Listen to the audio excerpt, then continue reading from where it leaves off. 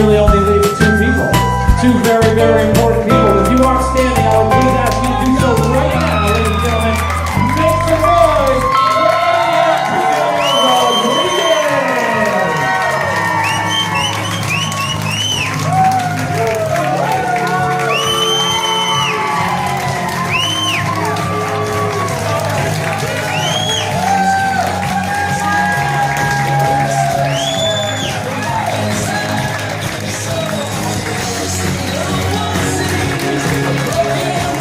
Ladies and gentlemen, if you guys would please make your way to the center of our dance floor.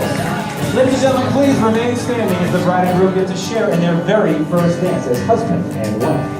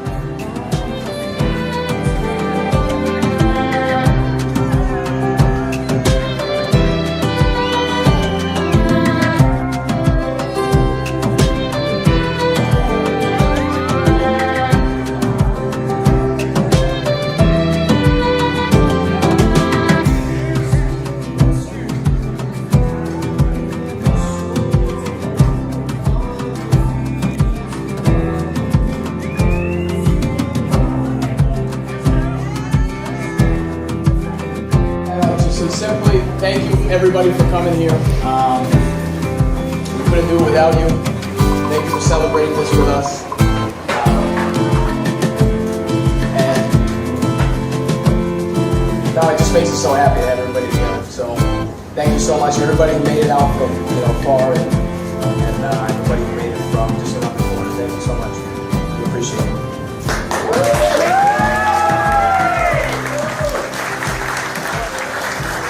And I know we thanked them already, but thanks to our parents, especially our moms, they worked really hard. And the bridal parties did a lot of work in this barn today and yesterday, and I think the day before. So thank you everybody, we really appreciate it, and thank you all for coming.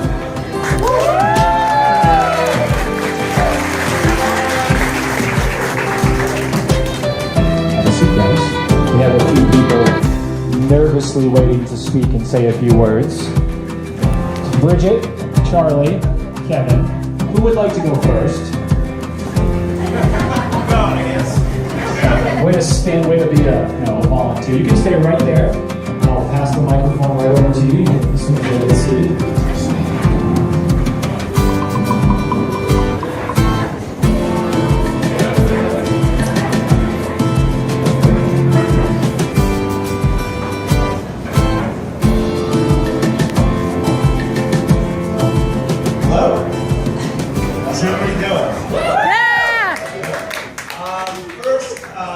This venue was bootstrapped for sure as far as a wedding is concerned. And I want to just please put your hands together for Mrs.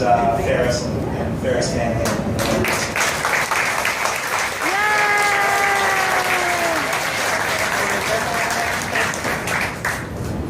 So I went to college with Eddie. That's where we met freshman year. We were next door neighbors. I don't think I shook his hand before he was slamming doors and throwing sandwiches into the hallway and banana peels and apple cores and screaming. And that was my first introduction to this agent of chaos that was going to terrorize next door. So, needless to say, I didn't know what to think. But fortunately, he had two roommates that were not prepared to live with him. Two kids from Connecticut that were very much, well, they just weren't ready for Eddie's brand or whatever he was bringing. And funniest stuff. Eddie would put banana peels and pizza crust in their sheets, and they would wake up and they find it the next morning. And it was hilarious to watch this kid John, who's the Connecticut guy, kind of. Every time Eddie would do it, he'd almost like look around. He's like, is there an adult? Where's my mom? Like, who do I tell about this? Because like Eddie knew where the line was. He crossed it a couple of times, but Eddie knew where the line was. So that even if John went and told somebody, it's just like, he's putting banana peels in my Dad, they're fruit flies. I don't know what to do.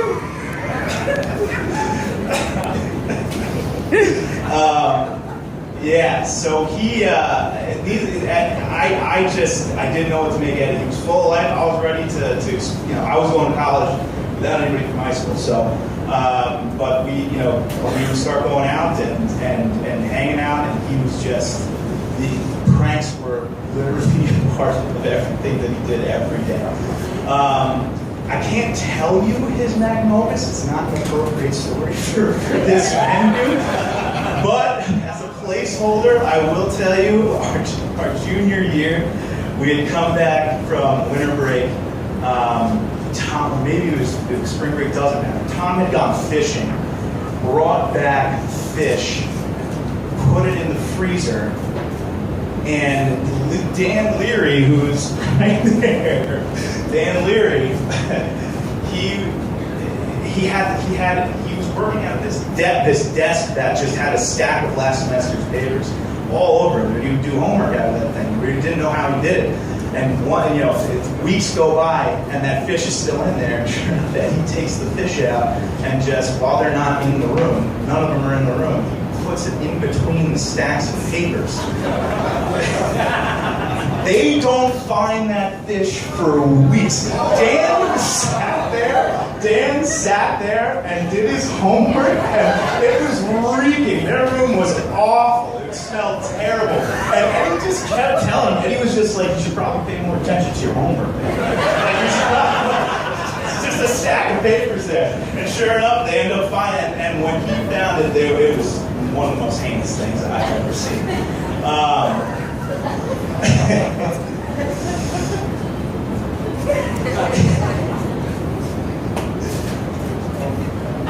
What was interesting about living with Eddie for junior and senior years, you can call it growing up, you can call it maturing. I can't really pinpoint when it started, but he started to take his time a lot more seriously. He started to, he was a finance major, but I would come back senior year and he would be reading philosophy for fun. He would be reading psychology.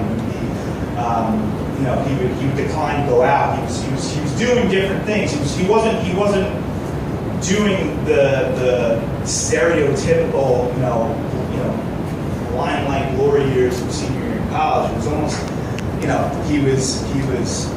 there was an urgency that I didn't quite understand at the time.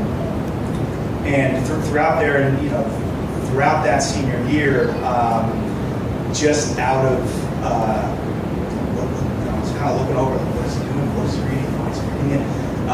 he would just kind of give me, he's like, I'm reading this and this is the reason. And so inevitably I picked up and started reading all the stuff that he was reading, and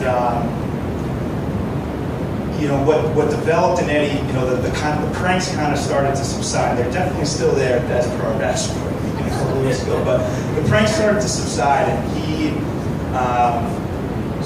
it was almost as if he saw the problems on the horizon, and rather than let them hit him, he wanted to hit them. And it was an unbelievable role model, truthfully, to see that even, you know, in college when everybody was trying to drink their last drop before they graduated and hit the real world, that he was trying to get a jump on it. So we started working together after we graduated, and what I found so interesting about Chrissie and Eddie's relationship is that if anybody thinks it was easy, it was. It's not. It wasn't. We were living in Jersey City in a disgusting apartment, making no money, and every other weekend, like clockwork, Eddie would take an hour to get to the city and then take a rickety, shitty bus up to wherever Chrissie was. Every other weekend. I mean, I personally was, you know, we both weren't making any money. We both weren't having necessarily a lot of fun. We both were not eating very healthy. It was disgusting. And I sure as hell did not want to do anything. But there was a great meaning in the relationship that he had with Chrissie. And it could have been so easy for him to take a weekend off and get to it. So I know that Eddie Rodriguez is the lives of everybody that knows him, has become almost an antidote to chaos. And he is somebody that no matter the problem, no matter the issue, if it's something that you want addressed, broken down, deconstructed, and set on the right path, he's going to take the time to do that. And to stand here and be able to speak on his behalf, I am so unbelievably honored and grateful. And I ask all of you just to raise your glasses, please.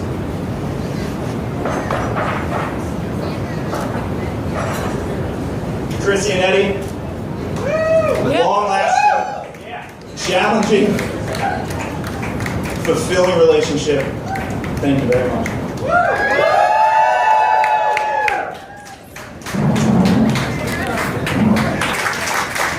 I'm happy to have you as a brother-in-law, and I have always thought this, that my dad absolutely would have loved you.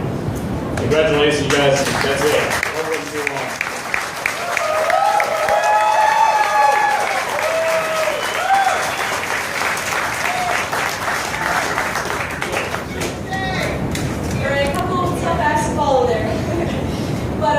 So for everyone who doesn't know me, my name is Bridget. I'm one of the bridesmaids. I've known Chrissie and Eddie. We go way back. I met Marion High School, RIP.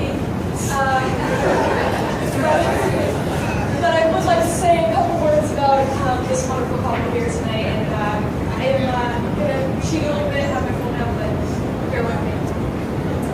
So to start off, Chrissie was my first friend at Marion High School. We met on one of the hottest days in August at soccer tryouts.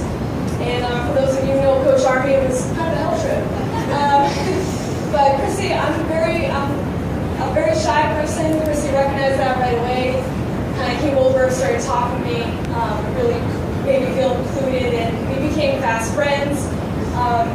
You know, she was my partner in all the drills and everything, and just found out we had a lot in common. You know, killers, I love buffalo chicken. There's a lot of things that we found out, all the important things that we have in common there. And then, you know, Eddie, I'd always heard about Eddie.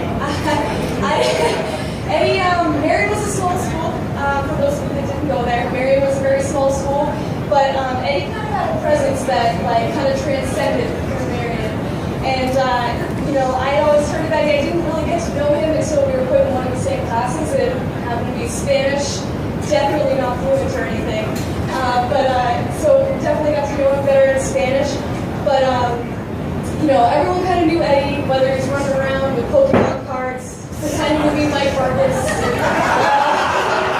and having some of the most spot-on impersonations or Morty that I've ever seen in my entire life. And he still kind of continues that to this day. But kind of to briefly take you guys back to the beginning of this, like I said, it all kind of started with two trabajas con él, two trabajas con ella. In Mr. Damon's class, we all gathered in there, and there's actually a bunch of us that were in that class here tonight. But that was in 2006, we all gathered in that class. Chrissie and Eddie were both in the class. They were sat next to each other by Mr. Daly, and just basically from there they never looked back. They went to prom together. They dated throughout their time in Providence College, kept their relationship strong through periods when they were both, kept apart by jobs in New York, which we just heard about, and also Chrissie being in Washington for her grad school as well. Just basically parenting their fur baby, Luna, who's running around causing some terror today, but she's awesome. But lastly, they've grown up together, and their love has only gotten stronger as it's gone on. And it's really been a pleasure to know you guys as individuals and as a couple. Chrissie, Helena, and I actually lived together in Dorchester for 3 years, and Eddie was our honorary fourth roommate, and it was like some of the best years. Helena and I were talking, some of the best years of our lives.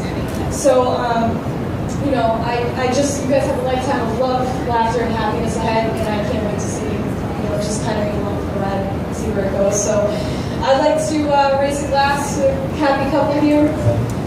Congratulations, you guys. We love you.